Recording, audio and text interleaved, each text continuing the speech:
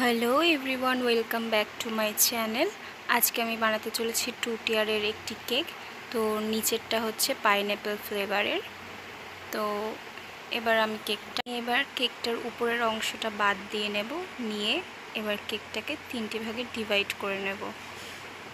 স্পঞ্জটা দেখতেই পাচ্ছ কতটা নরম হয়েছে, ফুলেছেও খুব সুন্দর। আমি এখানে ট্রোপোলাইট প্রিমিয়ামের ক্রিমটা নিয়ে নিচ্ছি। এটা খেতেও খুব টেস্ট হয়। ক্রিমটা আমি এখানে হুইপ করে নিয়েছি। নেয়ার পর বোর্ড রাখলাম, বোর্ড রেখে ক্রাশটা ভালো করে জলের মধ্যে গুলিয়ে নিচ্ছি। এটা যখন আমরা কেকটাকে ময়েস্ট করব তখন আমাদের এটা কাজে লাগবে। তো কেকের উপরে এবার একটু ক্রিম লাগিয়ে নেব যাতে কেকটা এক জায়গায় সেট থাকে। তো আমি দিয়ে দিলাম মাঝের অংশটা, দিয়ে গুলিয়ে রাখা জলটা দিয়ে দিলাম, দিয়ে এবার ক্রিমটা দিয়ে সেট করছি। এবার দিয়ে দেব হচ্ছে পাইনঅ্যাপেল ক্রাশ। তো এখানে মাঝের অংশটাই আগে দিলাম, তোমরা চাইলে যে কোনো অংশটাই দিতে পারো, তবে দিলে একটু সেটটা ভালো আসে। তারপরে লেয়ারটা দিয়ে দেবো ফার্স্ট লেয়ার। এই ফার্স্ট লেয়ারটা একটু উঁচু নিচু থাকে বলে এটা আমি সবসময় মাঝখানে দেওয়ার চেষ্টা করি, যাতে খুব ভালোভাবে কেকের সেটিংটা আসে। আমি দিয়ে দিচ্ছি ক্রাশ ভেজানো জলটা, তারপর ক্রিমের লেয়ারটা দেব এবং তারপর দেব ক্রাশটা। মানে পাইনঅ্যাপেলের ফিলিংটা আমার কাছে খুবই ভালো লাগে। জানি না তোমাদের কাছে কীরকম লাগে, কিন্তু আমার কাছে খুবই ভালো লাগে। তো স্টেপ বাই স্টেপ দিয়ে দিচ্ছি।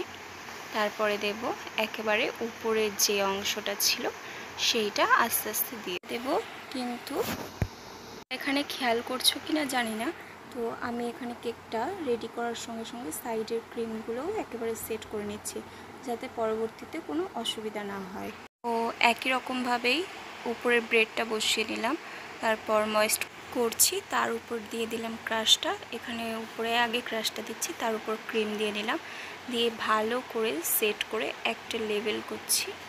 লেভেল করে সেইটাকে আমি ভালো করে ক্রাম কোট করে নিচ্ছি। সাইডগুলো আস্তে আস্তে ক্রিমগুলো দিয়ে ভালো করে সেট করে নিতে হবে। তো দেখতেই পাচ্ছ এখানে ভালো করে সেট করে নিলাম। ভালো করে ক্রাম কোট করে ফ্রিজে রেখে দেব আধ ঘন্টার জন্য। তো তোমরা যারা আমার চ্যানেলে প্রথম এসেছো তারা অবশ্যই সাবস্ক্রাইব করে যেও, এবং সাবস্ক্রাইব করার সাথে সাথে পাশে একটি বেল আইকন আছে, ওটাতে ক্লিক করে দিও। এবার আমার কেকটা রেডি হয়ে গেছে, আমি কেকটা সেট করতে দিয়ে এসেছি ফ্রিজে। তো এবার পরে যে কেকটা হবে সেটা হচ্ছে চকলেট ফ্লেভার। তো চকলেট স্পঞ্জটা তৈরি হয়ে গেছে, এটাও আমি 3টি ভাগে ডিভাইড করে নেব।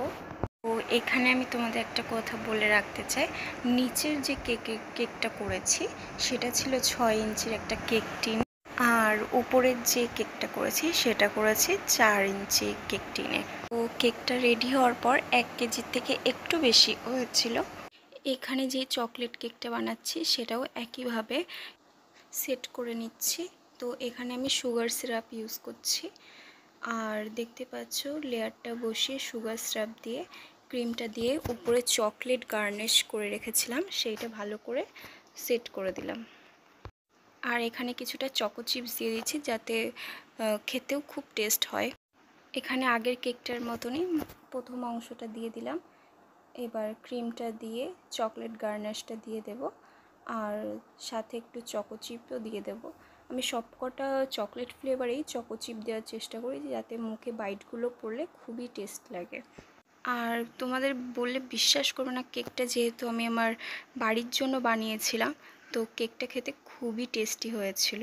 এখানে ভালো করে আমি ক্রিমটা সেট করে নিচ্ছি এবং সাইডগুলো ভালো করে সেট করে নিচ্ছি, যাতে ক্রাম কোটটা ভালো হলে ফ্রিজের মধ্যে রাখলে সেটটা খুব সুন্দর আসবে।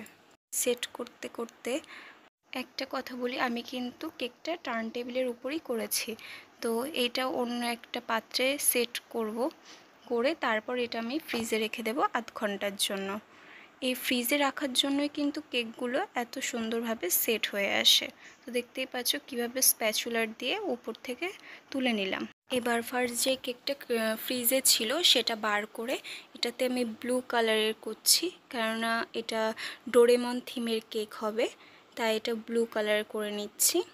তো দেখতেই পাচ্ছ করে সেট করে নিচ্ছি ক্রিমটা, যাতে কোথাও এবড়ো খেবড়ো না হয়ে থাকে এবং শেপটাও যাতে সুন্দর আসে। এখানে আমি সবার আগে উপরে যে ক্রিমটা দিয়েছি সেটা আগে স্প্যাচুলার দিয়ে ভালো করে সেট করে নেব। তারপর সাইডে যে ক্রিমগুলো আছে সেটা স্প্যাচুলার দিয়ে সেট করতে থাকবো, যাতে করে কেকের ফিনিশিংটাও সুন্দর আসবে। তারপর আমি উপরে যে ডোরেমন থিমের কেকটা বানাবো সেইটা আমি বার করে নিয়েছি এবং সেটাও একইভাবে ক্রিমগুলো সাইড দিয়ে লাগিয়ে নিচ্ছে। অনেকে আছে যারা স্প্যাচুলার দিয়ে ক্রিম তুলে সেটা কেকের সাথে স্প্রেড করা শুরু করে দেয়। আমি এখানে পাইপিং ব্যাগের মধ্যে নিয়ে সেটা আস্তে আস্তে সাইড থেকে দিতে থাকি, যাতে ক্রিমটা পুরো সাইডেই লাগে আর কেকের ফিনিশিংটাও সুন্দরভাবে আসে। তো এখানে আমি ভালো করে স্প্যাচুলার দিয়ে ঘুরিয়ে ঘুরিয়ে হালকা হাতে ক্রিমটা স্প্রেড করে নিচ্ছি, যাতে শেপটা সুন্দর আসে এবং দেখতেও সুন্দর লাগে। এখানে প্রায় কমপ্লিট আমার শেপ দেয়া, তবুও দেখে নিচ্ছি কোথাও কমতি আছে কিনা।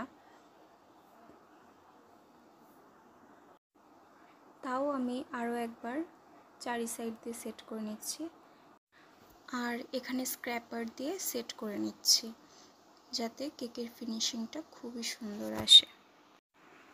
এবার আমি এই কেকটা তুলে ফার্স্টে যে কেকটা করেছি তার উপরে দেব স্প্যাচুলার সাহায্যে। তো ভালো করে দেখো সিস্টেমটা। এখানে দেওয়ার সময় খুবই একটু অসুবিধার মধ্যে পড়তে হয়, তবুও আস্তে আস্তে পুরো মাঝ বরাবর এটা আমি সেট করে দেব। তো আমারটা একটু উঁচু নিচু হয়ে গেছিলো, তারপরেও আমি একটু যেখান থেকে তুলেছি সেখানেই আমি স্প্যাচুলার দিয়ে একটু উঁচু করে তারপর সেই একই জায়গায় সেট করে দিয়েছি। তো ডিজাইনটা করার সময় আমি তোমাদের দেখাতে পাইনি, তার জন্য সরি। তো ফাইনাল লুকটা দেখতেই পাচ্ছ, খুবই সুন্দর লাগছে আমার কাছে। তোমাদের কাছে কেমন লাগছে তোমরা সেটা কমেন্টে অবশ্যই জানিও। Thank you for watching.